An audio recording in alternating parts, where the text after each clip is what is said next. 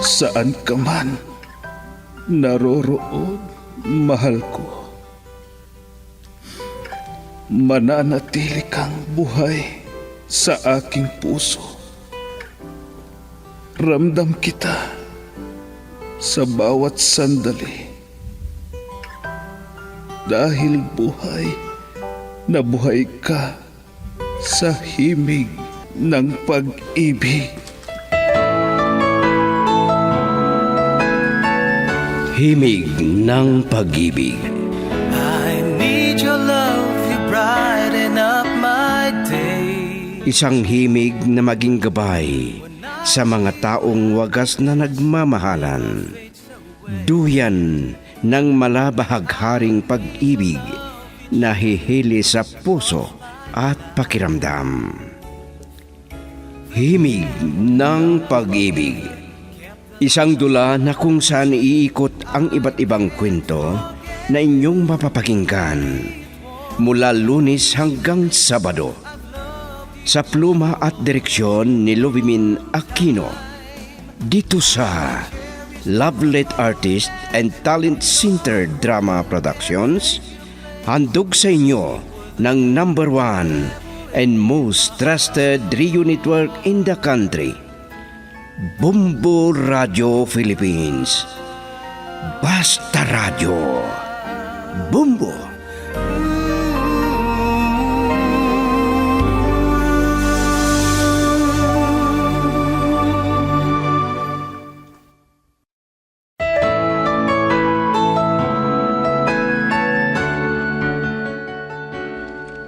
Ang nakaraan, parehong taxi driver sina Jan at Bini.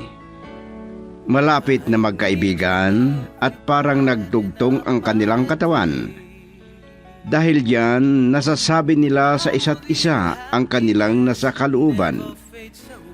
Magnobyo sina Mel at Jan, bagay na kinainggitan ni Bini ang swerte ni Jan na kaibigan niya. Napakasaya ng magnobyo hanggang dumating ang pagsubok sa kanilang relasyon. Aprobado na ang petisyon ng magulang ni Jan na nasa Canada at kailangan na pumunta doon ang binata. At ngayon, narito ang karugtong ng isang linggong kasaysayan na pinamagatang Mahalaga Ka Dito sa Puso Ko. Dito sa ating dula, Himig ng Pag-ibig. Need your love each moment of my life.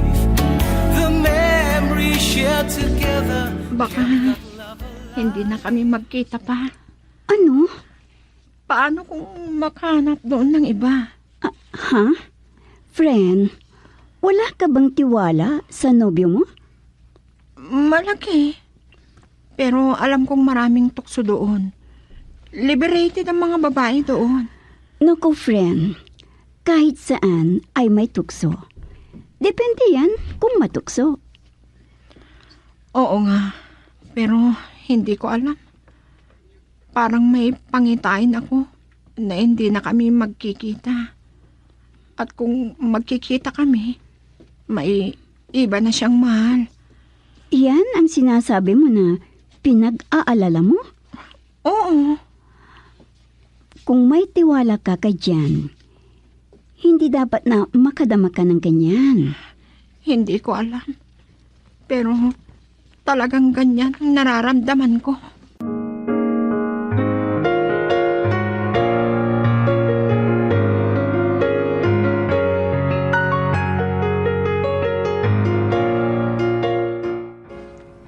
Bakit mo ipinaradang taxi mo dito sa tabi ng dagat?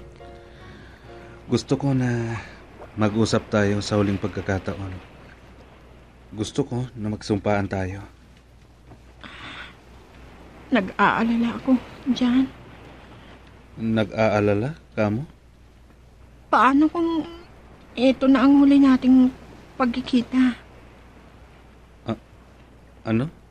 Bakit naman? Paano kung makahanap ka na doon ng iba? Hindi mangyayari yan.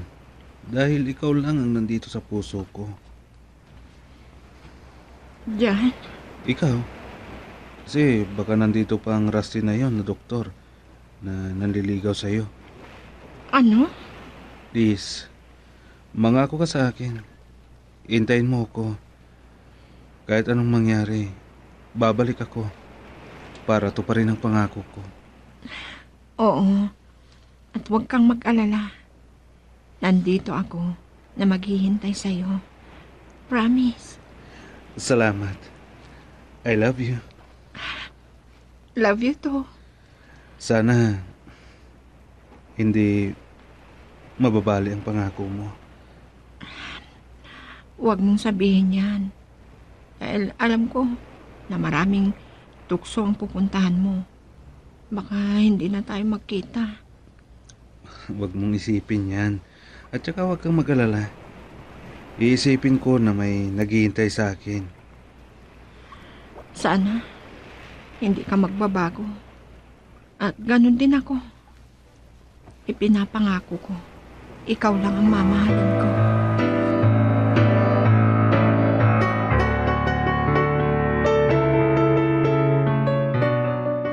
Bakit ganyan ang itsura mo na umuwi, anak? Umiiyak ka ba? Papa, Bakit? Nag-away kayo ni Jan? hindi papa. Pero aalis na si Jan. Ano?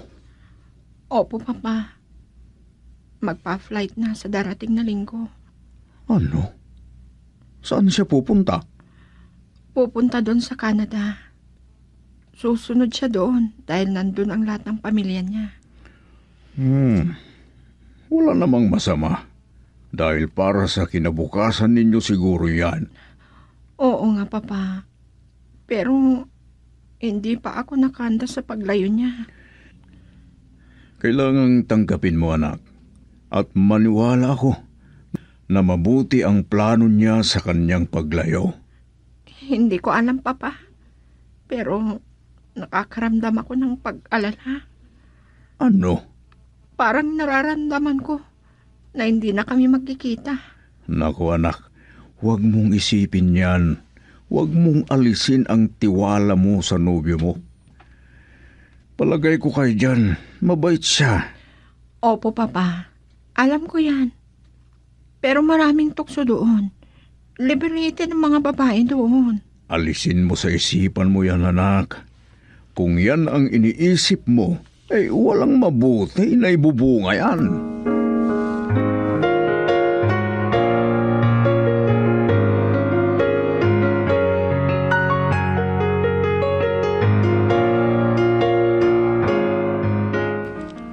May tiwala ako sa iyo, bro. At ikaw na sana ang sumundo at maghatid kay Mel sa trabaho niya. Walang problema diyan. Ganon din sa taxi. Bahala ka na sa boundary. Hindi ko na sabihin kung magkano ang boundary mo. Lalo na at susunduin mo at ihatid mo si Mel. Huwag kang mag-alala. Hindi ka malulugi. I-deposit mo na lang sa account ko yung boundary. Iiwan ko kay Mel ang ATM card ko. Kung kailangan ng pang-maintenance ay makaka-withdraw ka. Hindi problema yan. Pero ang kauna-unahan, bantayan mo ang doktor na yon, ha? Oo. At magtiwala ka sa nobya mo. At mabait naman si Mel at hindi siya bastos. Salamat. Mas gusto kong sa'yo na lang mapunta si Mel kaysa sa doktor na yon. Ano? Girl, I need you. I need your love.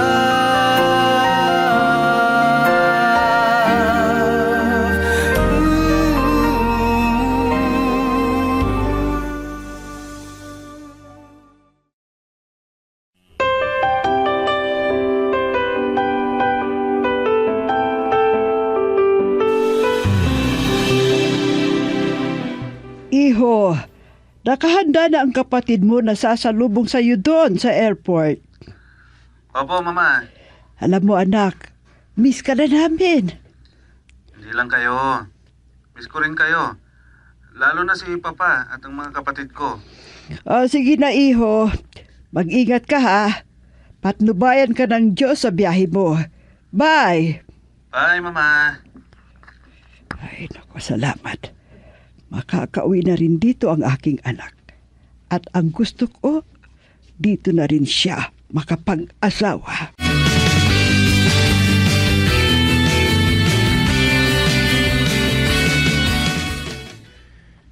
Mahal na mahal talaga ni Mel si Jan. Ano kayang nangyayari sa relasyon nila? Ngayon na nasa malayo si Jan, tama ang sabi ni Mel. Liberated ang karamihan na babae doon. Lalo na ang mga ipinanganak doon. Sabagay, buhay niya yun. Bahala na kung ano ang gagawin niya. Wala naman akong masabi kay Jan. Mabait. Pero hindi niya alam ang tukso. May tawag sa landline namin. Sino kayang tumatawag? Manansala Residence, hello? Oh, ikaw pala yan, Rusty, ho? Pumasok sa trabaho niya. Tumawag ka na lang mamaya. Wala ba sa'yo ang cellphone number niya? Siya na lang ang tawagan mo. Sige, iho. Bye.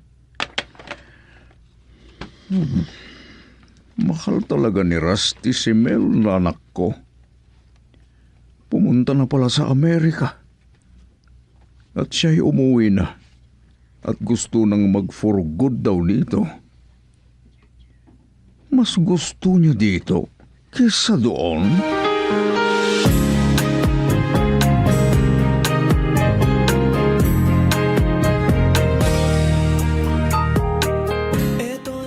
Oo anak, katatapos lang namin na mag-usap. Napakakulit ang tao yun. Parang walang pinag-aralan. Siyempre, nagmamahal sa'yo ng tunay. Pero may nobyo na ako, Papa. Basta, pakiharapan mo na lang ng mabuti. Huwag mong pakitaan ng masama. Pero nakakasawa na. Talagang ganyan ang umiibig. Ang iba dyan, hanggang hindi pa ikinakasal ang kursunada nila, hindi tumitigil. Ay, naku, Papa. Kahit lumayo si Jan, walang mahihintay si Rusty sa akin. Sige na. Ikaw ang bahala, anak. Hindi kita pakikialaman sa bagay na yan. Alam mo naman ang mabuti at hindi para sa'yo. Opo, Papa. Sige na. Yan lang. Bye. Bye.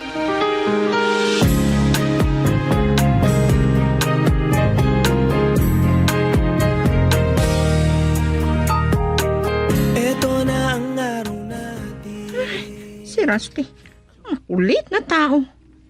Friend, kanina pa yung tumatawag sa iyo, ha? Bakit hindi mo sigutin? Sino ba yan? Ang makulit. Si Doktor? Sino pa? Ayan, nagsawa rin. At saka oras ng trabaho. Namiss ka niya, no? Anong dahilan? Hindi naman kami magkasintahan, Oo nga, hindi.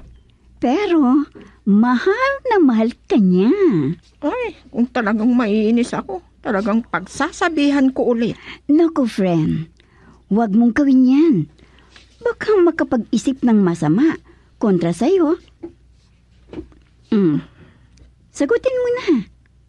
Hindi ka tigilan yan. Pero, kausapin mo ng mabuti. Hello? Hello, Mel. Pasensya ka na kung na-disturbo kita. Gusto lang kitang makausap. Saka ka na tumawag pag nasa bahay na ako.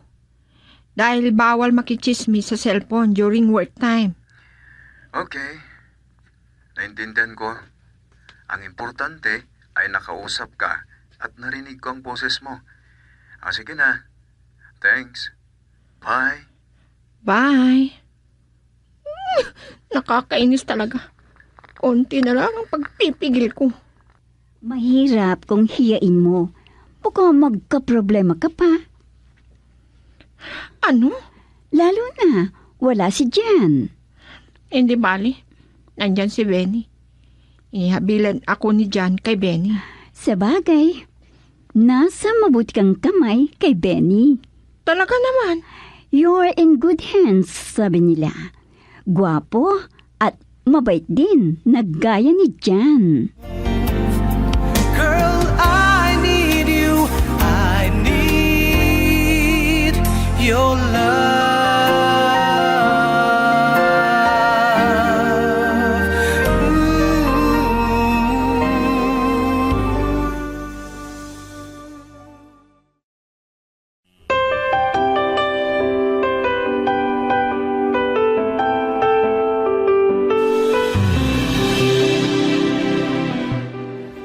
Anak, nandyan na si Benny.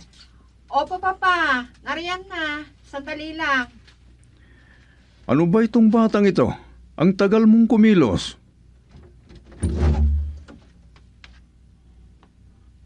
Sandali lang, Benny, iho, ha? Hintayin mo sandali yung kaibigan mo. Opo, sir. Hindi bali. Maaga pa naman. Pasensya ka na, iho. Opo, sir. Walang problema. Take time lang. Sige po, Papa. Bye. Sige. At mag-iingat kayo. Opo, Papa. Ang anak ko talaga. Mabuti at may kaibigan sila. Akalain mo naman, sunduin at ihatid niya. Hindi kaya mangyari ang iniisip ko? Sa lagi nilang pagsasama, imposibleng magkaroon sila ng relasyon. Lalo na pag may ibang mahanap ni Jan doon. Ay, hindi naman masasabi ang kapalaran na sabi nila.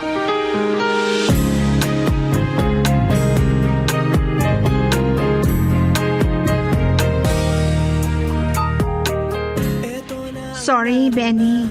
Oh, sa ano? Ang tagal kong magbihis. Lagi na lang yan ang kinagagalit ng papa sa akin. Okay lang. Kauwi ko lang kanina. Saka maaga pa. Sa bagay, totoo, maaga pa. Kaya, pwede pa tayong dumaan ng almusal. Malapit sa opisina niyo yun. Ano? Ay, oo, tama. Okay. Ikaw ang bahala. Oo. Alam ko naman na parehas tayong hindi nag-almusal. Nagkape lang ako bago ako lumabas sa papasada ko. Oo nga. Naggatas lang ako. Hindi ako sanay na kumain ng maaga. O sige, dumaan muna tayo.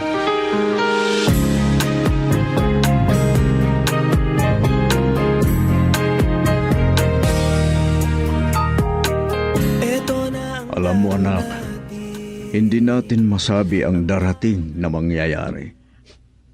Ano yan, Papa? Nakita ko at napansin ko na masaya kayo ni Benny kung ganoon na sinusundo ka niya.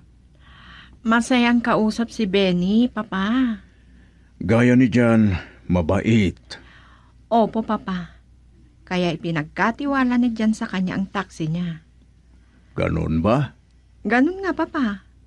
Para may susundo at maghahatid sa akin. Parang regular na pasahero. Yan na nga. Nagkakadikit kayo. Wala kayang mabuo na relasyon sa pagitan ninyo na dalawa? Ano? Ito ang sumiksik lang sa isip ko, anak. Malapit na magkaibigan sina Jan at Benny, Papa. Kaya hindi mangyayari ang sinasabi ninyo. Hindi lang natin alam.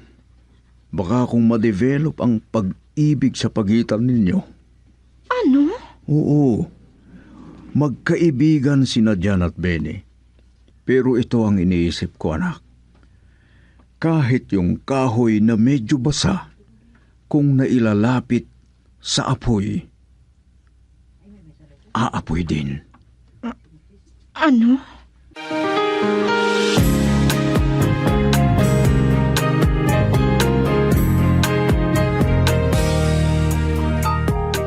Hindi maalis sa isip ko ang sinabi ni Papa. Baka daw, kung lagi kaming magkasama ni Benny, ay may mabubuong relasyon. Malayo na mangyari yan. Malapit na magkaibigan sina Benny at Jan. At isa pa, nagsumpaan kami na kahit anong mangyari, ay hindi kami maghihiwalay o kaya magkalimutan. Dahil nandito ako na maghihintay sa kanya. At nangako naman na babalik para tuparin ang pangako niya na magpapakasal kami. Sana nga. May nasabi si Benny sa akin na naiinggit ka dyan dahil siyang minahal ko. Ang sabi niya na kung may kakambal ako, ay liligawan niya. Ang ibig sabihin, Diyos ko, may lihim kayang pag-ibig sa akin. Girl, I need you. I need your love.